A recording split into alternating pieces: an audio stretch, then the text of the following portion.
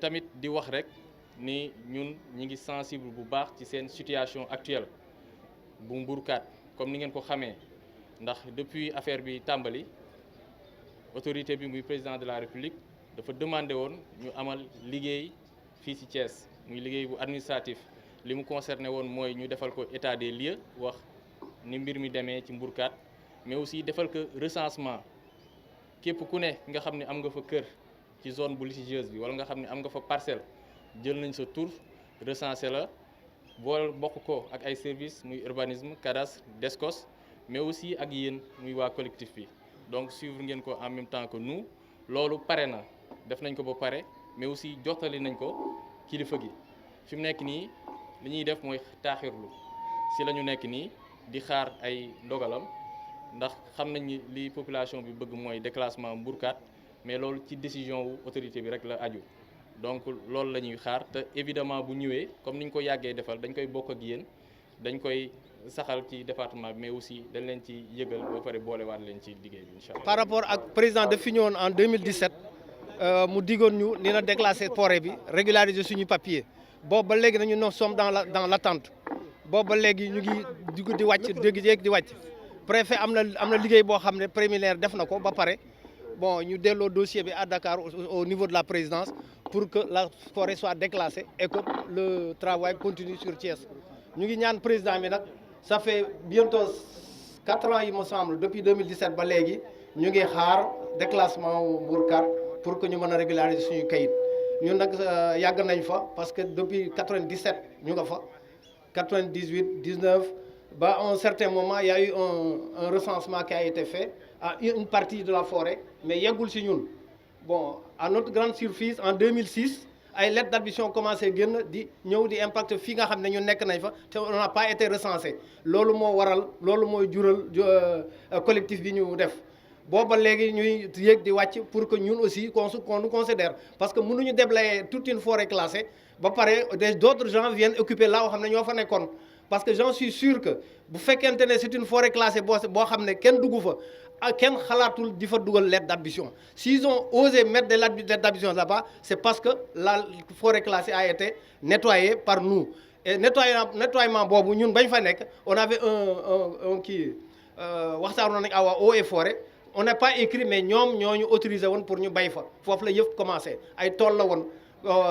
du fàq dëkk comme tout le monde le pense bi mu fa nekkee ba nii ma leen waxee nii des gens intentionnés des autorités et puis évidemment ñu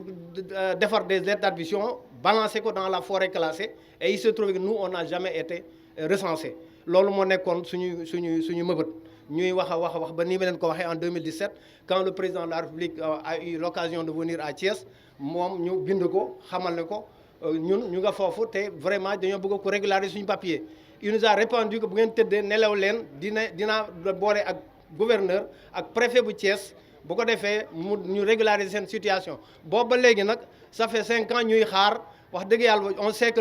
le calendrier du président est chargé ni ñu koy ñaan rek mu jàppale ñu rek tuuti ci temps rek mu gis suñu ndax ñu mën a am fu ñu dugal suñu njaboot parce que location ñii seen location mënatuñ ko yëpp fay ñii ñu ngi seen kër bàyyi xat dañoo xat daal wax dëgg yàlla ay problèmes yoo xam ne bu ko defoon dina soulager toute une famille tout un peuple en tout cas nous sommes prêts jàppale ko ci politique de développement bi muy wax ak social bi parce que gis nañ li muy def ci réew mi te am nañ yaakaar ne vraiment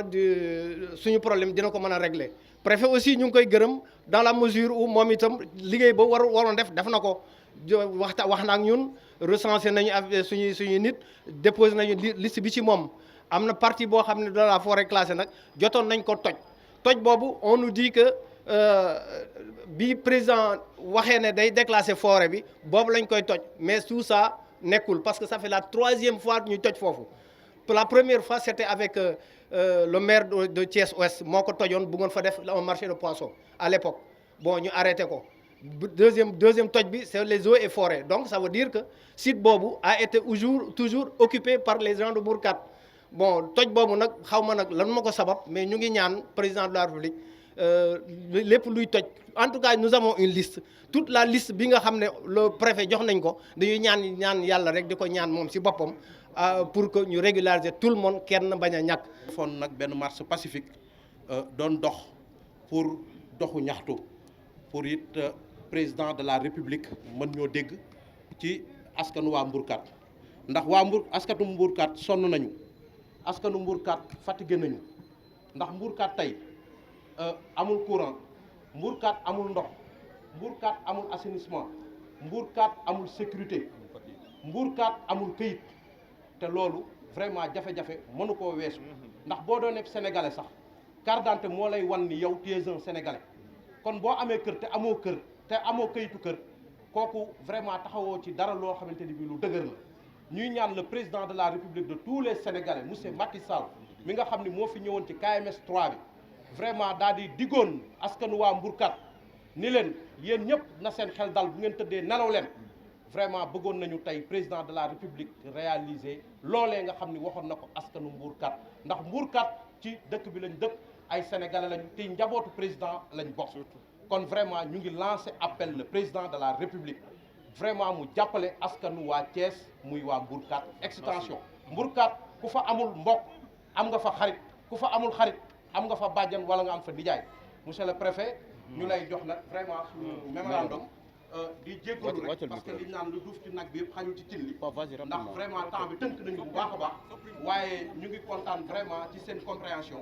Voilà, c'est un mémorandum qu'on adresse au président de la République. Monsieur le Président de la République, le collectif des occupants des parcelles du site de Mbourkat a l'honneur de vous adresser cette lettre en vue de vous rappeler la promesse que vous nous aviez faite en décembre 2017, nous octroyant la forêt classée de Mbourkat. Notre espoir à cette régularisation s'accroît de jour en jour, connaissant votre politique sociale et l'engagement qui vous anime quand il s'agit de la population. Nous réitérons notre confiance afin